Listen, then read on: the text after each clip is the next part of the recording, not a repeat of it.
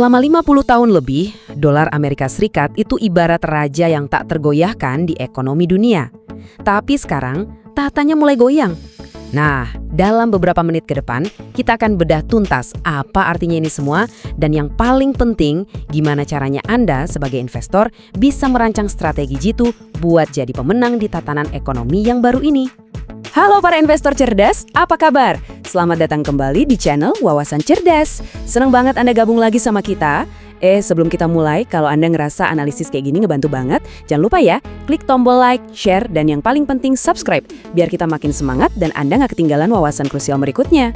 Oke, kita langsung ke pertanyaan utamanya ya. Coba deh bayangin sejenak, semua aturan main ekonomi global yang udah kita anggap biasa selama setengah abad terakhir, tiba-tiba semuanya ditulis ulang. Pertanyaannya simple, portofolio investasi Anda udah siap belum ngadepin guncangan sebesar ini? Tenang, kita bakal kupas semuanya secara runut. Ini dia peta perjalanan kita. Pertama, kita lihat dulu gimana tahta raja dolar bisa runtuh. Terus, kita flashback ke kelahiran sistem petrodolar. Lanjut ke munculnya penantang baru yaitu Petro Yuan. Abis itu kita intip arsitektur keuangan dunia yang baru dan yang paling ditunggu-tunggu, strategi konkret buat portofolio Anda. Oke, kita mulai dari gambaran besarnya ya. Yuk masuk ke bagian 1, runtuhnya tahta sang raja dolar. Gini, sebagai investor, kita tuh sering banget ya fokusnya cuma ke laporan keuangan kuartalan, untung rugi perusahaan. Padahal, penggerak pasar yang sesungguhnya yang bisa bikin tsunami di bursa saham bukan angka-angka itu, tapi pergeseran lempeng tektonik di arsitektur keuangan global. Nah, runtuhnya sistem petrodolar ini salah satunya. Ngerti soal ini jadi kunci buat ngebak arah pasar kita ke depan. Nah, buat ngerti krisis yang terjadi hari ini, kita harus mundur dulu sedikit ke masa lalu. Kita masuk bagian 2, kelahiran sistem petrodolar. Ceritanya tuh begini. Dulu, di tahun 1944, ada sistem Bretton Woods yang bikin dolar AS itu dijamin sama emas, kuat banget. Tapi di tahun 1971, Amerika Serikat ngelepasin jaminan emas itu. Dolar jadi kayak ngambang. Nah, disinilah manuver jeniusnya. Tahun 1974, AS bikin kesepakatan super penting sama Arab Saudi, dan dari situlah lahir sistem yang kita kenal sebagai petrodolar. Jadi, ini dia mesin ajaibnya. Intinya, negara-negara penghasil minyak setuju buat jual minyak mereka cuma pakai dolar AS. Terus, triliunan dolar keuntungan dari penjualan minyak itu nggak didiemin, tapi langsung didaur ulang buat beli surat utang pemerintah AS. Mekanisme ini teman-teman yang menciptakan permintaan dolar dan utang AS yang seolah nggak ada habisnya selama puluhan tahun. Tapi ya itu nggak ada kekuasaan yang abadi kan? Sekarang kita maju ke babak 3, di mana panggung utama mulai direbut oleh penantang baru, Petro Yuan. Titik paling krusialnya itu ada di angka ini, 20%. Mungkin kelihatannya kecil ya, tapi jangan salah, 20% dari seluruh konsumsi minyak dunia itu harus lewat satu jalur perairan yang super sempit dan rawan konflik, Selat Hormuz. Dan puncaknya terjadi di awal 2026. Di tengah ketegangan politik, Iran tiba-tiba bikin aturan baru yang radikal.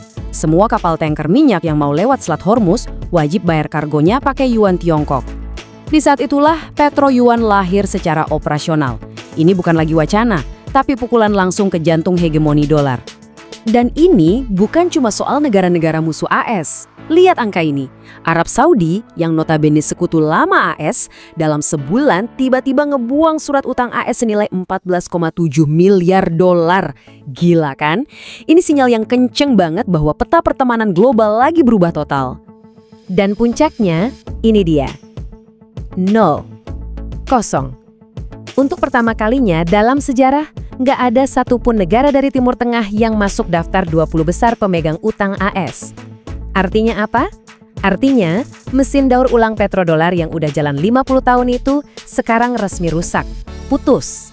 Tentu aja, pergeseran geopolitik sebesar ini nggak akan mungkin terjadi kalau nggak ada teknologinya. Yuk kita lihat di bagian 4, arsitektur keuangan dunia baru. Dulu banyak yang ragu dolar bisa digantiin. Tapi sekarang, kemauan politik itu udah didukung sama teknologi yang matang. Ada 2 pilar utamanya, proyek mBridge dan BRICS-Pay. Intinya, 2 sistem ini memungkinkan negara-negara buat transaksi langsung pakai mata uang mereka sendiri. Sama sekali nggak perlu lewat sistem SWIFT yang selama ini dikuasai dolar. Dan jangan anggap remeh kekuatan mereka. Aliansi negara-negara BRICS ini sekarang menguasai 42% dari total cadangan devisa dunia. Itu kekuatan finansial yang sangat besar untuk mendukung sistem baru ini. Ini bukan lagi teori atau rencana di atas kertas loh. Project M-Bridge itu udah nyata-nyata memproses transaksi antar negara senilai lebih dari 55 miliar dolar. Ini bukti konkret kalau sistem baru ini bukan cuma wacana, tapi udah jalan dan efektif. Oke, cukup soal gambaran besar krisis globalnya. Sekarang bagian yang paling penting buat kita semua. Bagian 5, strategi portofolio pemenang Anda. Ingat, ini bukan tentang kiamat ekonomi, tapi tentang melihat peluang di tengah perubahan. Saya udah rangkum jadi 4 langkah kunci yang perlu kita lakukan. Pertama, manfaatkan salah harga di pasar. Kedua, rotasi ke sektor hilirisasi. Ketiga, jalankan strategi barbel. Dan keempat, waspadai sektor-sektor yang paling rentan. Yuk kita bedah satu persatu. Strategi pertama, manfaatkan kepanikan. Lihat deh datanya. Pas krisis memuncak, dana asing kabur sampai 18,6 triliun rupiah. Tapi di sisi lain, fundamental kita kuat banget. Cadangan devisa kita ada 151,9 miliar dolar. Ini kan nggak sinkron antara kepanikan jangka pendek dengan kekuatan fundamental jangka panjang. Nah, disinilah peluang kita buat buy on weakness, beli pas pasar lagi murah. Kedua, rotasi sektor. Di dunia baru ini, pemenangnya adalah industri dalam negeri. Jadi, geser fokus Anda ke emiten-emiten yang diuntungkan sama program hilirisasi. Maksudnya, yang mengolah bahan mentah di Indonesia bukan cuma ekspor mentahan. Contohnya jelas, emiten tambang BUMN kayak ANTM, Inco, PTBA, atau perusahaan-perusahaan smelter. Mereka ini berpotensi besar menunggangi gelombang super siklus komoditas. Strategi ketiga, itu namanya strategi barbel. Bayangin Anda pegang barbel, ada beban di dua ujungnya kan? Nah, di satu ujung, Anda pegang aset fisik kayak emas buat jaga-jaga dari inflasi. Di ujung satunya lagi, Anda parkir dana di saham-saham sapi perah, perusahaan besar yang royal bagi dividen. Kenapa? Karena di pasar yang naik turun gak jelas, dividen itu pemasukan paling nyata yang bisa Anda pegang. Terakhir, dan ini penting banget, ada peringatan keras. Guncangan kurs pasti bakal menekan daya beli masyarakat. Jadi, hindari dulu saham-saham retail yang jualan barang-barang yang nggak esensial. Dan yang lebih krusial lagi, jauhi perusahaan yang punya utang gede dalam dolar AS, tapi nggak punya hedging atau lindung nilai. Mereka ini yang paling pertama kena imbas kalau rupiah melemah. Jadi, kesimpulannya apa? Era keemasan dolar AS sepertinya memang sudah di ujung senja. Pemenang di bursa saham kita adalah investor yang cerdas dan gesit merotasi portofolionya ke sektor-sektor yang kuat seperti komoditas dan industri nasional. Nah, pembahasan kita belum selesai. Selanjutnya kita akan gali lebih dalam lagi. Bagaimana satu titik kritis dapat memicu stagflasi dan mempercepat transisi hijau. Jangan kemana-mana, sampai jumpa di sana. Halo para investor, selamat datang kembali. Kali ini kita bakal bedah sebuah skenario makroekonomi yang jujur aja agak ngeri-ngeri sedep tapi penting banget buat kita tahu. Skenario ini bisa mengubah total peta investasi global dan tentunya di Indonesia. Anggap aja ini simulasi perang buat portofolio Anda. Oke, kita langsung mulai aja ya. Tapi sebelum kita masuk lebih dalam, saya mau bilang satu hal dulu. Di pasar yang lagi gonjang-ganjing kayak sekarang, punya pemahaman yang dalam itu bukan lagi kemewahan, tapi udah jadi keharusan. Analisis ini kita rancang buat jadi semacam perisai. Jadi tameng buat Anda, biar kita punya keunggulan di saat mungkin yang lain lagi panik. Coba deh, bayangin sejenak. Gimana kalau cuma gara-gara satu gang sempit di lautan tiba-tiba macet total? Satu insiden kecil ini bisa memicu reaksi berantai yang bikin harga minyak meroket, harga pangan melambung, dan ujung-ujungnya bank sentral di seluruh dunia kelimpungan. Kedengarannya kayak plot film ya, tapi skenario ini percayalah sangat mungkin terjadi. Oke, kita masuk ke bagian pertama. Kita akan fokus ke satu titik paling kritis di peta dunia. Titik di mana mimpi buruk ekonomi ini bisa berawal. Kita sebut saja skenarionya bencana di Selat Hormuz. Jadi apa sih sebenarnya titik cekik atau choke point ini?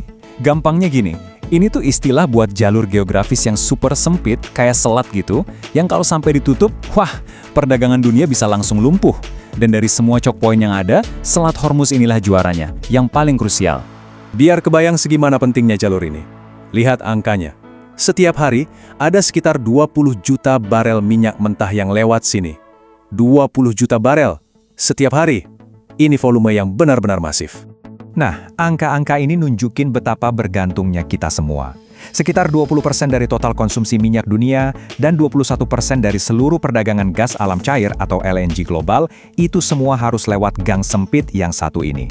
Jadi bisa bayangin kan, kalau jalur ini terganggu sedikit aja, pasokan energi dunia langsung di ujung tanduk. Dan ini bukan cuma spekulasi atau nakut-nakutin ya. Direktur Eksekutif Badan Energi Internasional, IEA, Fatih Birol, bahkan bilang potensi gangguan di Hormuz itu bisa jadi gangguan pasokan terbesar dalam sejarah pasar minyak global. Pernyataan dari orang sekelas dia itu benar-benar ngasih bobot yang nyata pada skenario krisis yang lagi kita bahas. Terus, apa dampaknya ke pasar?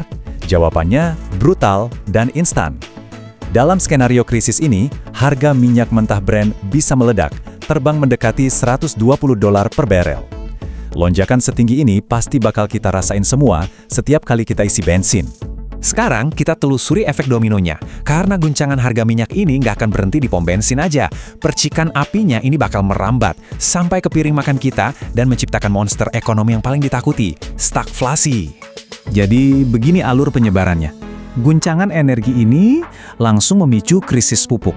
Karena bahan bakunya kan dari petrokimia juga. Krisis pupuk, ya otomatis harga pangan naik gila-gilaan. Inflasi pun meroket. Tapi, di saat yang sama, ekonomi malah melambat, macet, karena biaya energi kemahalan. Nah, inilah resep yang sempurna untuk stagflasi. Dampak nyatanya gimana? Lembaga sekelas S&P Global itu bisa langsung merevisi proyeksi ekonomi mereka. Coba lihat angka buat Amerika ini. Inflasi bisa loncat ke 3,8%, sementara pertumbuhan PDB-nya malah anjlok ke 2,2%. Ini artinya apa? Artinya, harapan pasar kalau The Fed bakal potong suku bunga itu bisa langsung pupus. Dan ini tentu aja ngaruh langsung ke pasar saham global, termasuk IHSG kita. IMF bahkan punya rumus internal yang cukup suram buat ngitung ini. Direktur pelaksananya Kristalina Georgieva bilang kalau setiap harga minyak naik 10%, itu bakal naikin inflasi global sebesar 40 basis poin. Dengan skenario lonjakan harga minyak kita tadi ya, coba hitung sendiri deh seberat apa bebannya buat ekonomi dunia. Nah, di tengah semua kekacauan ini, anehnya malah muncul sebuah narasi baru. Tiba-tiba, transisi ke energi hijau itu bukan lagi cuma soal lingkungan hidup, tapi udah berevolusi jadi senjata geopolitik. Jadi strategi kedaulatan di era yang penuh disrupsi ini. Coba kita bandingkan, bedanya itu jelas banget. Model lama bikin ekonomi kita tersandra sama impor energi fosil dan fluktuasi dolar, rentan banget sama konflik di luar negeri. Nah, model baru ini sebaliknya. Kita bisa produksi energi sendiri dari matahari dan angin, biaya produksinya nyaris nol, dan yang paling penting, kita jadi kebal sama perang di Timur Tengah. Jadi, kesimpulan utamanya apa?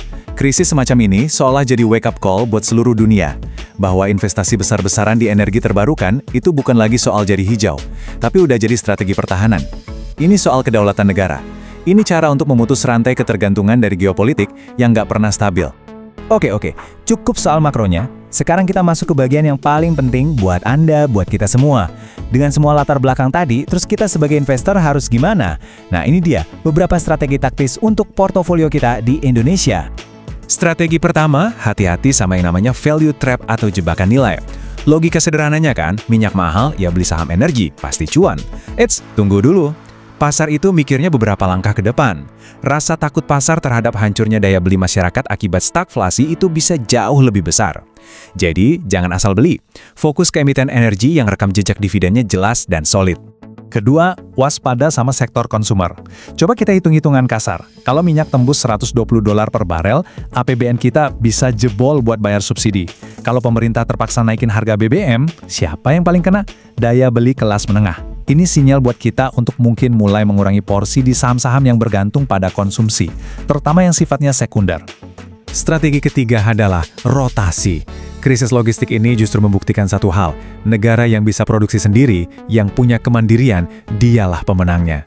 Dan disinilah posisi Indonesia jadi sangat strategis dengan program hilirisasinya. Saatnya kita fokuskan radar portofolio kita ke emiten-emiten logam dasar seperti nikel dan tembaga, yang jadi tulang punggung transisi hijau global. Dan ini bukan cuma wacana loh, lihat saja, Badan Pengelola Investasi dan Antara Kita itu sudah menyiapkan dana sebesar 13,1 miliar dolar AS khusus untuk proyek infrastruktur, termasuk hilirisasi ini. Aliran dana sebesar ini adalah bahan bakar roket yang sangat kuat buat sektor terkait. Nah, yang terakhir, strategi keempat, kita panen dividen. Biasanya, kalau pasar global lagi panik, investor asing cenderung keluar. Dan ini bikin harga saham-saham blue chip kita jadi diskon. Inilah momennya buat kita buy on weakness. Beli saham bank-bank besar yang fundamentalnya kuat pas harganya lagi murah. Dividen tunai dari mereka itu bakal jadi oase di tengah pasar yang lagi kering kerontang. Jadi, kalau kita rangkum, kunci untuk bisa selamat dan bahkan untung dari era stagflasi ini adalah dengan bermanuver secara cerdas. Kita geser portofolio kita ke aset-aset anti-inflasi, kita ikut gerbong besar transisi hijau, dan kita berlindung di emiten-emiten yang rajin bagi dividen solid. Pada akhirnya, pelajaran terbesar dari semua simulasi ini adalah sebuah kebenaran yang sangat mendasar. Kalau logistik kita rentan, ya ekonomi kita juga rentan. Titik. Kekuatan sebuah negara di era modern ini diukur dari kemandirian rantai pasoknya. Oke, kerangka strategi yang baru aja kita bahas ini adalah fondasi makronya, gambaran besarnya. Pertanyaannya sekarang, dengan fondasi ini, apakah Anda sudah siap untuk kita menyelam lebih dalam lagi? Siap untuk membedah panduan taktis portofolio investasi untuk benar-benar bisa menavigasi era disrupsi ini? Oke, para investor, kita langsung saja ya. Pasar saham kita di tahun 2026 ini, wah, lagi bergejolak banget. Tapi jangan panik dulu. Justru disinilah kesempatannya. Di sini, saya akan kasih Anda semacam peta taktis. Bukan cuma buat bertahan, tapi juga buat cari untung di tengah badai. Siap? Yuk, kita mulai. Penting banget untuk kita ingat satu hal ini. Di tengah pasar yang kayak gini, Anda itu bukan korban. Sama sekali bukan. Anggap diri Anda itu nahkoda. Nah, portofolio Anda itu kapalnya. Pembahasan kita kali ini bakal jadi kompas Anda. Tujuannya, biar kita bisa makin jago. Bukan cuma selamat, tapi keluar dari badai ini sebagai pemenang. Nah, ini nih pertanyaan paling pentingnya sekarang. Kira-kira, portofolio Anda sudah siap belum menghadapi tatanan ekonomi yang benar-benar baru di 2026? Soalnya begini, isu geopolitik, ancaman stagflasi, itu bukan lagi cuma headline berita loh, itu sudah jadi kenyataan yang ngebentuk pasar kita setiap hari. Artinya apa? Gampangnya, strategi pokoknya beli terus simpen itu udah nggak relevan lagi. Sekarang waktunya kita jadi investor yang taktis, yang cerdas. Oke, kita mulai dari strategi serang dulu. Ini penting ya, kita nggak bisa cuma diam nunggu. Kita harus bergerak maju, tapi cerdas. Ada dua pilar utama nih dalam serangan kita. Yang pertama, aset real. Yang kedua, mega proyek nasional yang lagi gencar-gencarnya jalan. Coba lihat perbandingan ini. Jelas banget ada pergeseran besar. Di kiri, portofolio tradisional yang dulu kita andalkan. Ternyata sekarang rapuh banget kena inflasi dan gejolak global. Nah, akibatnya apa? Duit-duit besar sekarang lari kemana? Ke kanan. Ke portofolio aset real. Aset yang kelihatan wujudnya. Kita lagi ngomongin komoditas strategis. Contohnya, logam industri. Kenapa? Karena permintaannya itu meroket gila-gilaan buat transisi ke energi hijau. Oke, terus gimana cara pakainya di portofolio kita? Gini, secara taktis, coba deh pertimbangkan alokasi, gak usah banyak-banyak, sekitar 5% aja dari portofolio Anda. Kemanain 5% itu? Ke saham-saham produsen logam industri, atau ke sektor agrikultur. Oh ya, dan tentu aja, emas. Emas itu ibarat benteng pertahanan abadi kita ngelawan inflasi. Walaupun ya, harganya kadang naik turun, tapi untuk jangka panjang, dia tetap jadi andalan. Sekarang, kita lihat ke dalam negeri. Indonesia itu punya kartu as loh, keunggulan yang absolut. Coba bayangin. Waktu rantai pasok global lagi kacau balau, apa yang jadi paling penting? Kemandirian, bisa produksi sendiri. Dan disinilah program hilirisasi itu jadi benteng pertahanan ekonomi kita. Ini bukan cuma program biasa, ini adalah narasi besar, cerita pertumbuhan jangka panjang utama di bursa kita saat ini. Dan ini bukan cuma omong kosong atau wacana ya, lihat angkanya, gede banget. 202,4 triliun rupiah. Itu dana raksasa yang disiapkan oleh lembaga pengelola investasi kita, Danantara, khusus untuk tahun 2026. Uang sebanyak ini mau lari kemana? Ke proyek-proyek strategis, smelter, pusat data, agrikultur. Dan ini bakal menciptakan efek domino yang positif dan masif banget buat ekonomi kita. Oke, pertanyaannya sekarang siapa dong yang paling diuntungkan dari semua ini? Nah, disinilah radar investasi Anda harus dinyalakan. Coba arahkan ke saham-saham holding tambang BUMN yang ada di bawah naungan MindID. Contohnya ya seperti ANTM, Inco, PTBA. Kenapa mereka? Karena merekalah yang ada di garis depan. Mereka yang bakal paling pertama kecipratan sentimen positif begitu smelter-smelter baru ini mulai jalan. Tadi kita udah bahas soal strategi serang. Sekarang nggak kalah penting, kita harus bangun pertahanan yang super kokoh. Ada dua taktik utama di sini. Pertama, yang namanya strategi barbel. Kedua, kita akan panen dividen buat dapat cash flow yang pasti. Biar kebayang situasinya, coba kita lihat konteksnya dulu. Di bulan Maret 2026 kemarin, pasar global itu panik berat. Akibatnya, dana asing keluar dari bursa kita senilai 18,6 triliun rupiah. Gede banget. Nah, di saat semua orang panik jual, investor yang rasional itu ngapain?